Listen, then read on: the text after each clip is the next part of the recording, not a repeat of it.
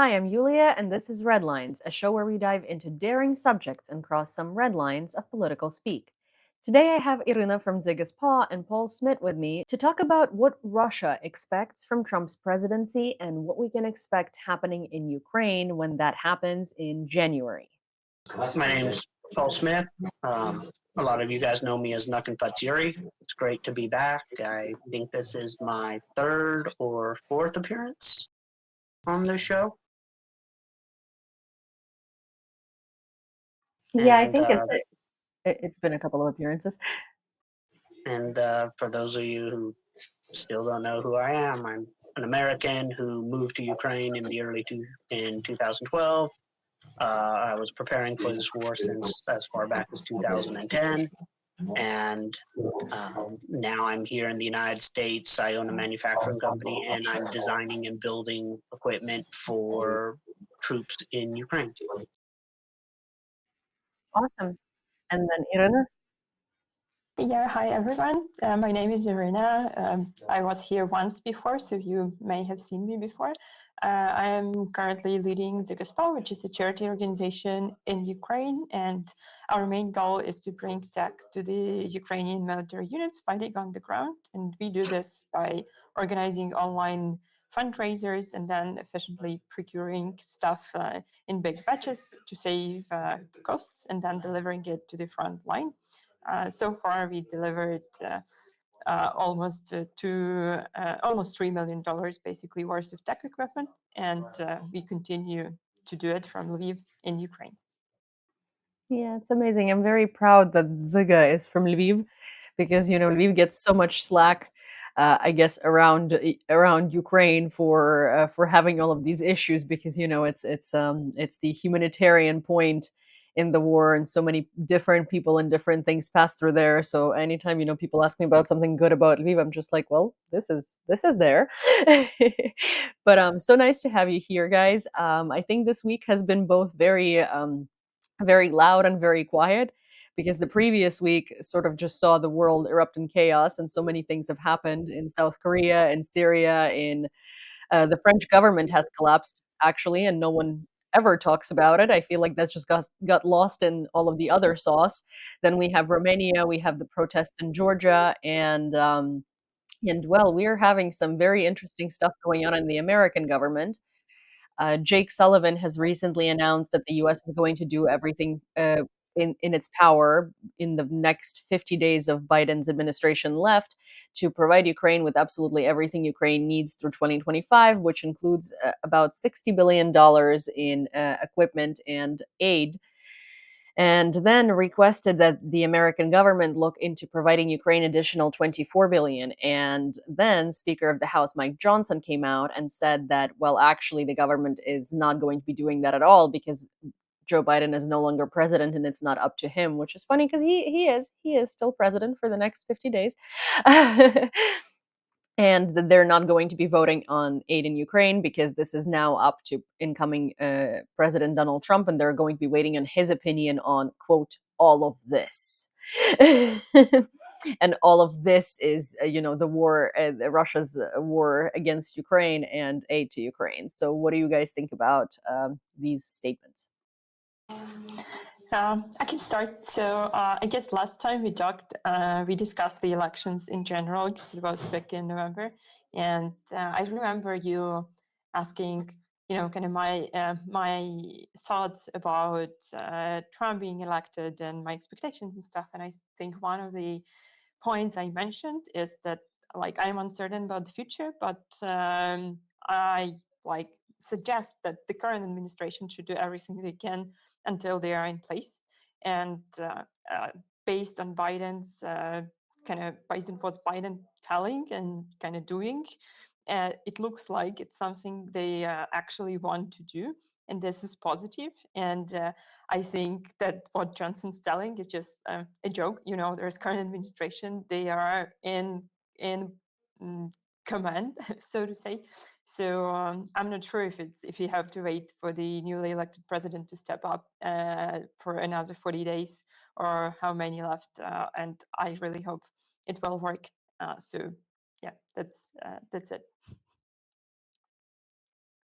Well, this is just one of the things I absolutely hate about politics in general is can kicking or uh, if there's two opposing viewpoints on a particular matter, the way that they will either tiptoe or ham fist stuff through um, just because the political party, like Biden, it was after losing the election um, that the Democrats finally agreed to let Ukraine use long range munitions in Russia.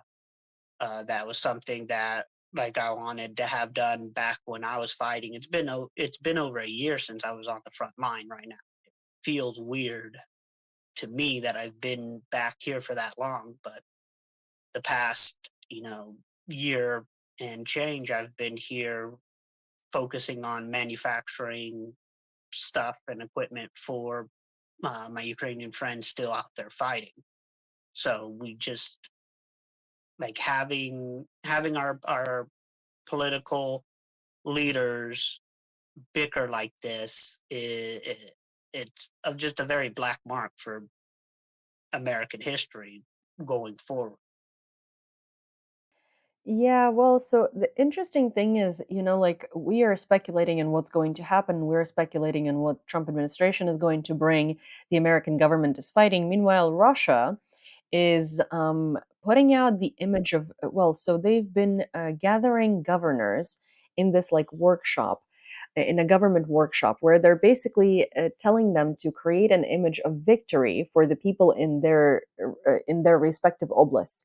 So obviously Russia does propaganda year round, so it wouldn't be like super out of the ordinary, but at the same time with the situation now it does seem like with Trump incoming, they kind of feel like this is it. This is all set for them, and that's kind of a big deal. But then there was something that happened a couple of days ago that I haven't seen anyone except for me in various segments discuss. So I want to get your guys' opinion on this too. I will tell you what it was. It was basically a Russian oligarch, one of Putin's largest like insiders, doing an interview in Dubai, where obviously he lives because why live in Russia? Because none of them actually live in Russia. And he gave a comment on on Keith Kellogg's, well, Trump's special envoy to, the Russia-Ukraine conflict. He gave an opinion on this envoy's idea of like peace negotiations, and here it goes. It's a little bit lengthy, so bear with me. Kellogg comes to Moscow with his plan. We take it and then tell him to screw himself because we don't like any of it. That'd be the whole negotiation, Malafeyev said in an interview at a luxury resort in Dubai. For the talks to be constructive, we need to not talk about the future of Ukraine, but the future of Europe and the world. Konstantin Malafeyev, a Russian oligarch who was instrumental in starting the war in 2014, basically confirmed that what Putin really wants is a new division of the world. He told the Financial Times that President Vladimir Putin was likely to reject a peace plan proposal by Trump's recently nominated special envoy for the conflict, Keith Kellogg. Ukraine would be only part of the global pie he wants to grab. Malafeyev said Trump could only end the conflict if he reversed Washington's decision on the use of advanced long range weapons and removed Ukrainian President Volodymyr Zelensky from office. Then agreed to meet Putin and discuss all the issues of the global order at the highest level. He said Moscow would only see it as a lasting condition for peace if Trump was willing to discuss other global flashpoints, including the wars in the Middle East and Russia's burgeoning alliance with China, and the US acknowledgement that Ukraine is part of the Kremlin's core interests. We want a long term peace, some sort of general agreement about the global order, Malafeyev said. Trump wants to go down in history. He'll be 80 soon. He's a grandfather. Putin's not 50 anymore either. It'll be the legacy they both leave us with. Well, first off, I mean, Putin's already done a bang up job leaving a legacy behind for himself. Not going to go into any of the stats that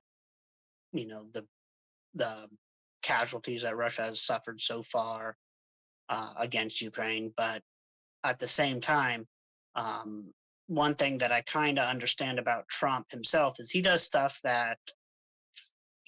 for himself, really.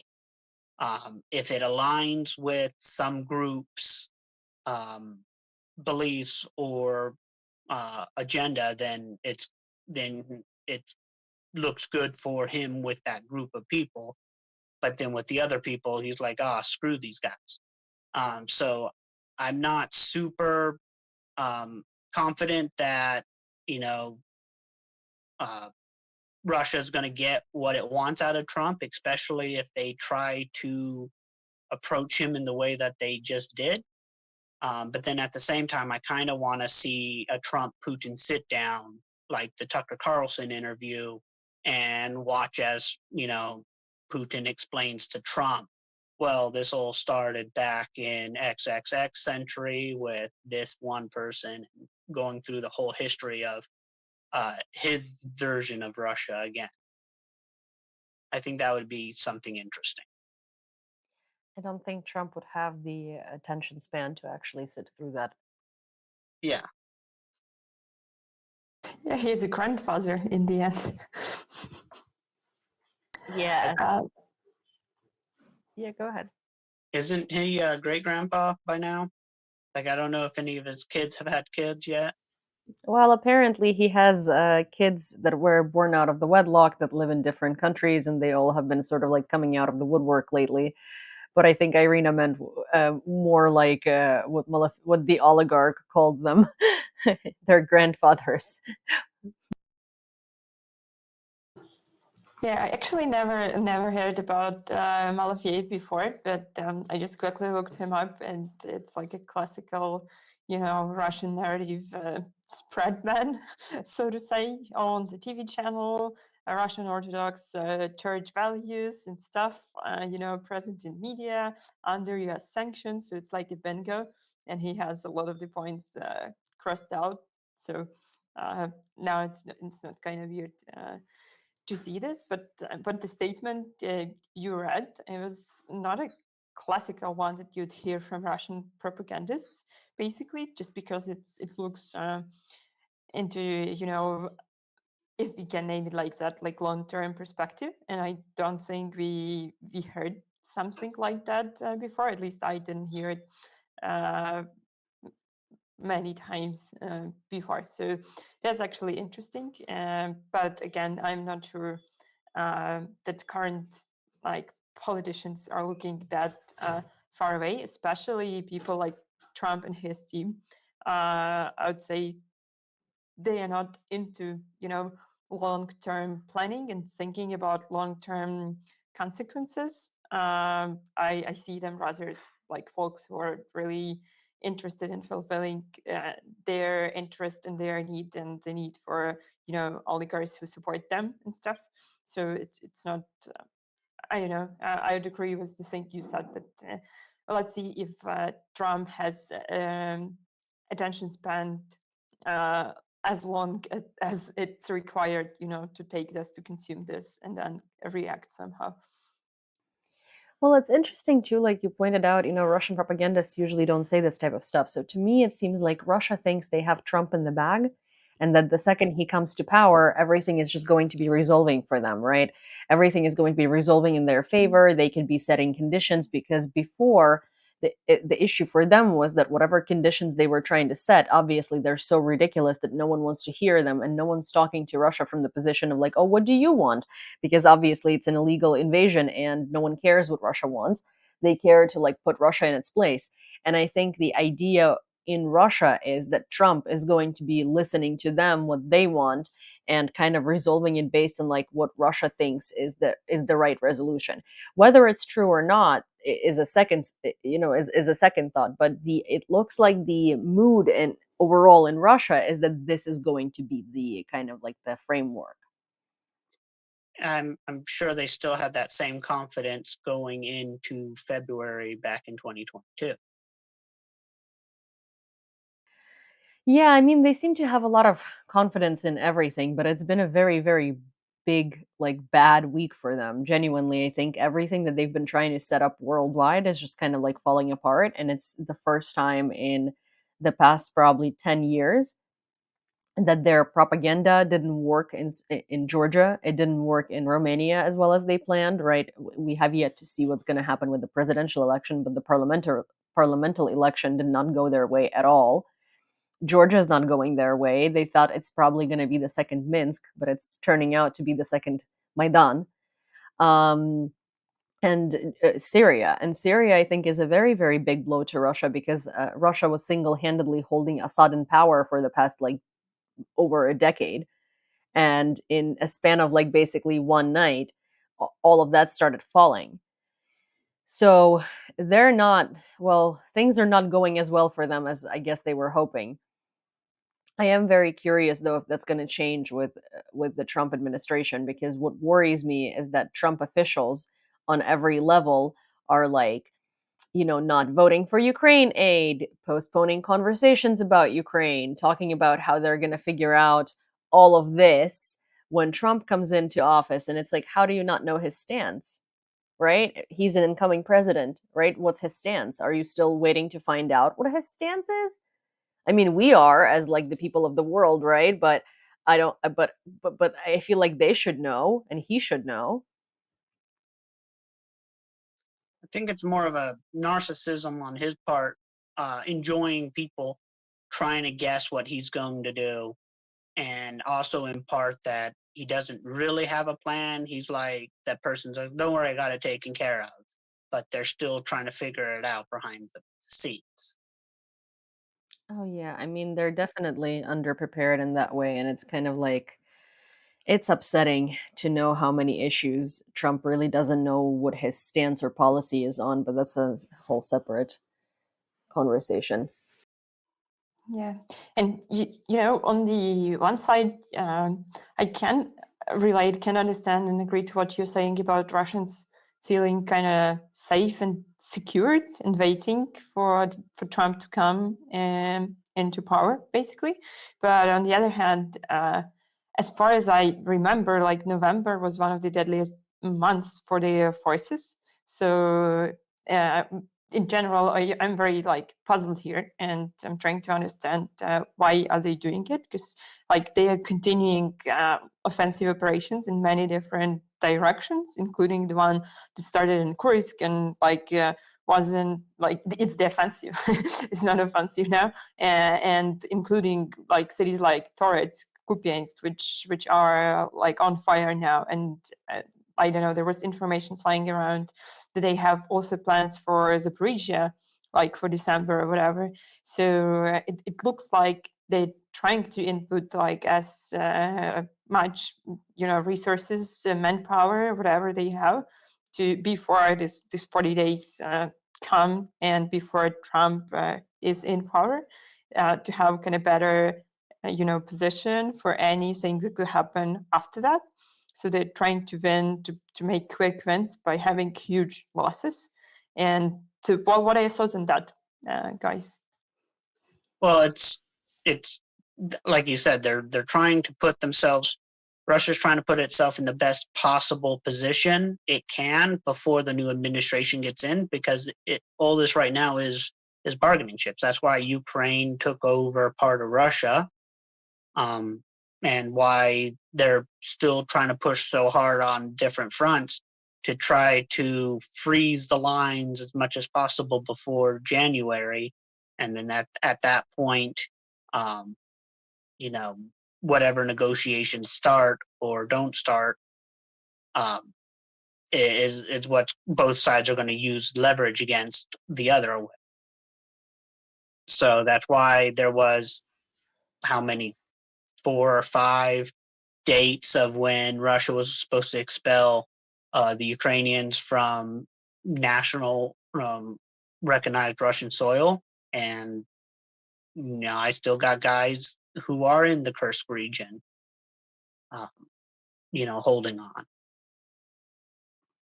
Yeah, well, I mean, I guess part of it is because also Russia has been taking some territory. Obviously, it's been like a kilometer a month or something, so it's very little territory. But the front line has not sort of been looking in Ukraine's favor for a while now, in a sense that like we are not taking back more cities, and we're losing some small villages and some cities. And so for Russia, I guess this is for Russia, gaining a kilometer a month is more than they have been doing in the past 2.5 years. So I guess for them, it's sort of like reason to celebrate. Also, obviously, the morale in Ukrainian front line and on the Ukrainian side on the front line, and kind of like the political situation is shaky. You know, people are tired. People are tired. Civilians are tired. The military is tired. And like, I guess it used to just be that sort of like the military was tired, and now it's also the civilians. And like, I'm seeing a lot of Russian narratives pop through in the info space a lot more than normal, and the Ukrainian society is more receptive to these narratives. So I think for Russia, it's kind of like, ooh, we have this, you know, they're getting way too exhausted. We're going to push through with more airstrikes, so they have no electricity and they get even more upset, right? And then Trump comes in, and then we are just kind of going to be like, oh, this is what we want, and this is what we're going to get. So I think that's kind of what they're banking on. Because correct me if I'm wrong, but Yeah, Irina probably has no, noticed. that's exactly what I see is going on as well. It's just, it's not going to be, it's going to be a tough couple of weeks, months or weeks really now at this point for Ukraine until the Trump administration takes office. But then even then afterwards, it's still going to be a little bit of time after that. And, the more Russia throws themselves against Ukrainian defenses, the more troops that they lose, the more material that they lose. Like, I can only hope out for my friends out there fighting that it's still going to be, that they still are going to have a surge of energy uh, before all this ends. Well, I think the biggest kind of like factor that glues everything together is, and I don't mean that in terms of like fighting, I don't mean that in terms of doing actual labor to win this war, but I mean that in terms of like, it's always the society, right, that kind of dictates what's going to happen. So the civilians in Ukraine have a lot of impact because civilians are fundraising, civilians are doing efforts, right? And when you exhaust the civilians and sort of make them believe that it's all in vain, I think that's the biggest issue, because military is used to kind of like ups and downs, highs and lows, and the fact that, like, you know, the front line doesn't always look the way that they want it to look, right? Or it's not always easy. Civilians are less kind of like less enduring, I guess, in that sense than the military is. And I guess Irina can comment on this because she is definitely in the same information space as I am in terms of, like, you know, Ukrainians and what Ukrainians think, because I think the picture outside of Ukraine in terms of what Ukrainians think, so English speaking Ukrainians who put information out for the foreigners, is very different than sort of like the kind of the turmoil within the Ukrainian society, right? So to me, it seems like in the past couple of months, Russia ramped up its propaganda that's aimed at like various different groups of Ukrainians fighting with each other, and Ukrainian people in general feeling like, you know, feeling, I like a bit of a sense of a doom and gloom. Yeah, Yeah, I can relate. But you know, there's always, like, this is a topic that has been on for years, like, you know, since I was a kid, like some Russian propaganda trying to remove trust to our governors, politicians, and stuff like that. And with all of these like things happening around and changes, like, and it's the end of the year, so people are voting for new budget, and a lot of different changes are being made in terms of like Ministry of Economics and like booking of people who work for defense industry or who are like critical for the government. And there are so many different topics on which you could like make up a conflict out of a topic that's happening now, because really like the information around is just like exploding. You know, there's so many things happening and so many points to use again to make Ukrainian people, you know, fight with each other and make them not think about like how to find the main enemy, which is an outside enemy, Russia. And this is bad indeed. And but still, I don't know. I'm kind of in between the military and civilians, because like daily we work with the military, so we are more in this context too. And I think my bubble in general is kind of fine so far, but at the same time, I see people who are doing volunteer work and people who are like helping the military or military people just yelling and screaming and telling like, please do not shit at each other, just kind of get back to reality and try to think about our main goal. So yeah, can relate to what Yulia mentioned. I mean, it's cyclical, right? I feel like every half a year or so we have some sort of stuff going down in the Ukrainian society in terms of like Twitter and social media, and it's always hard to tell whether it's real or not real because you never know how many bots and how many actual Ukrainians are participating in this conversation. And then you get out on the streets in Ukraine, and suddenly it seems like everything's okay again because it's not necessarily nearly as crazy as it like appears online. But I don't know. This time it's just sort of like I think the thing is that when Trump got elected and this sort of kind of idea of negotiations came to the table and Zelensky started changing his rhetoric a little bit, right? I think that people are kind of frozen, waiting for what's going to happen next, because we have Zelensky now saying that he would be willing to negotiate, right? As long as like NATO would be an offer on the table. We have half of the Ukrainian society sort of going, what? And then we have the other half of the Ukrainian society. Well, I wouldn't say it's a half. I think there is a lot of Russian propaganda over on Twitter and TikTok and Instagram that Ukraine should start negotiating and we should accept the ceding of territories because everyone's tired of war and it's really not going to be that bad. And I've seriously seen some Ukrainian people talk about how their son is at the front and actually they're just so tired of this and we should like freeze the conflict, cede the territory. It's like everyone talks about how bad it's going to be if Russia comes to power in Ukraine, but in reality it's just really not that bad. Nothing's going to change that much whether we're under the Ukrainian government or Russian government. It's really not a big deal. And I'm just sitting there and I'm like, wow, I mean, Russians really think this is going to work, don't they? Because this is a very bold sort of like narrative to put out there and hope that enough Ukrainians are going to fall for it. Because I mean, yes, sure, we have a lot of people that are sort of, I guess, tired and disappointed and whatnot and don't want to like serve, but not nearly enough for us to sort of be like, oh yeah, it's not going to be any different under Russia. It's just Zelensky like scaring us into thinking that things are going to be bad under them. I mean, if it wasn't for Russia bombing apartment buildings and just indiscriminately targeting civilians, that narrative would have had more water, even going back to a year or two ago. But it's just this whole view that they have on Ukrainians that they're not a real country, they're not a real culture, they're not a real people, they're just Russians with misplaced values. Their whole everything that they've been saying about Ukrainians over the past decade plus should just really show you, how they really feel about what will happen to the average Ukrainian. People that I know that are in the occupied regions, they're still holding out hope that Ukraine will come and liberate them. And, so am I.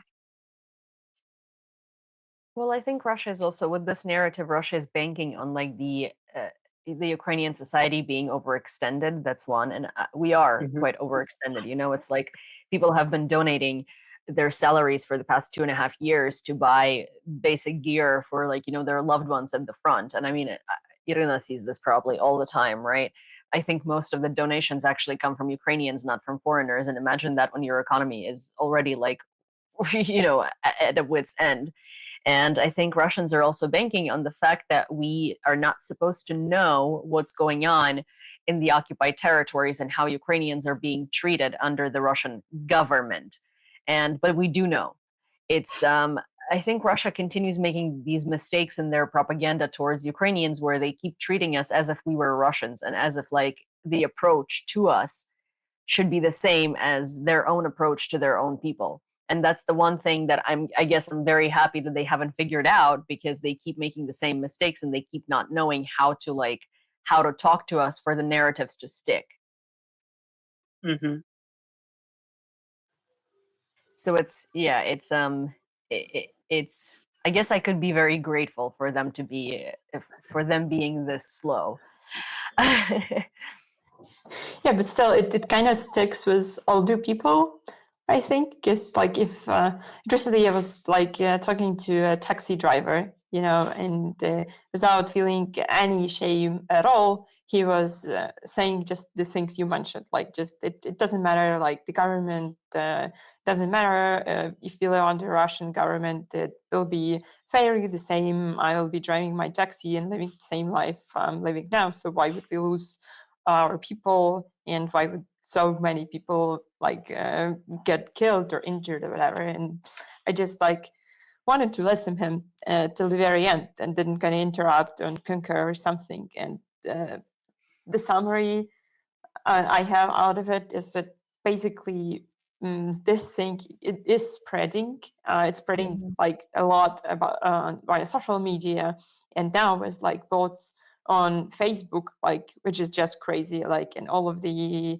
AI generated content and narratives that are like spread over there, it also impacts, you know, the older people who are living here, who are more like out of like they lived in Soviet Union for some time, and still they are different than the younger generation.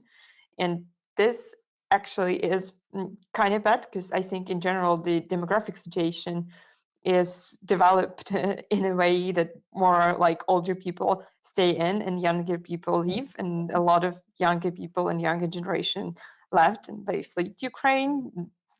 Folks who had kids, families, like women with children and stuff, and like older people, they just basically don't have money and resources, so they are staying. So it's very interesting, like what is the Ukrainian society here and now. So there are military on the one side, but again, like people who are civilians, there, I think my guess is that in general society got older, kind of.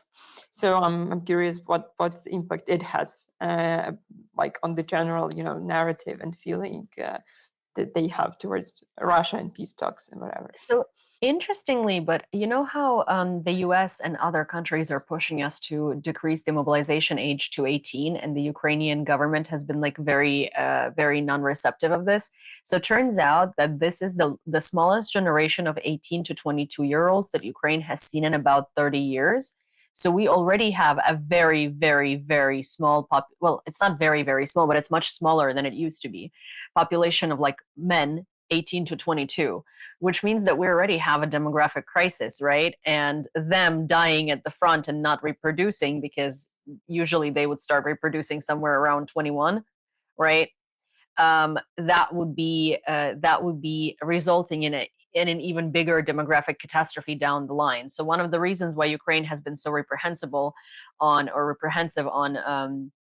mobilizing 18-year-olds is because we just simply do not have enough 18-year-olds that we can sacrifice. If we look at the like demographic factor. I think it's catastrophic in general, the demographic situation now. I'll have to look up some reports to read more about that. And another thing is, you know, Russia is suffering the exact same demographic